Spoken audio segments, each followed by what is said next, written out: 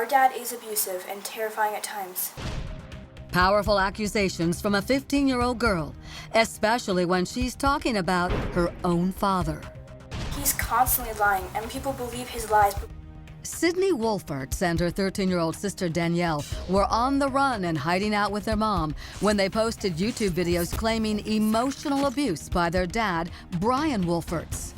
Our dad has so much hate for our mom, and he's got other people to hate her too. Brian Wolferts says none of it's true. We went hiking as a family, we did family trips. Wolferts, seen here with his girls and his second wife, spoke by phone with our affiliate KSTU in Salt Lake City. He says his ex, Michelle Wolferts, brainwashed his daughters and convinced them to make false accusations after he moved with the girls from Utah to Topeka, Kansas. It's a simple form of manipulation.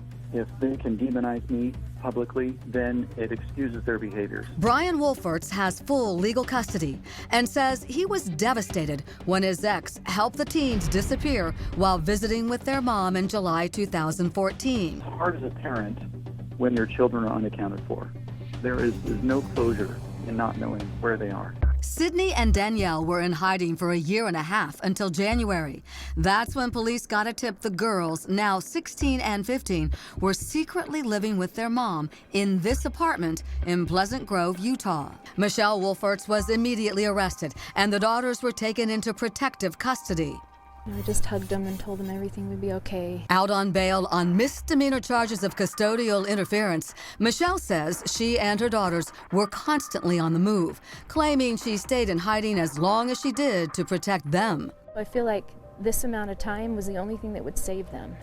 Separated since 2004, the Wolferts were legally divorced 9 years ago, and they've waged a bitter war over custody ever since. Their third and oldest daughter, 20-year-old Brittany Dangerfield, says her mother finally lost the battle in 2010 and claims a recent report from the local Department of Child and Family Services found both parents at fault.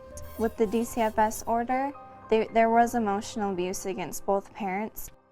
Still, Brittany sides with her mom and says she moved out of Dad's house at 18 because of his alleged emotional abuse. Brittany believes her sisters should live in Utah with their mom because it's what they want.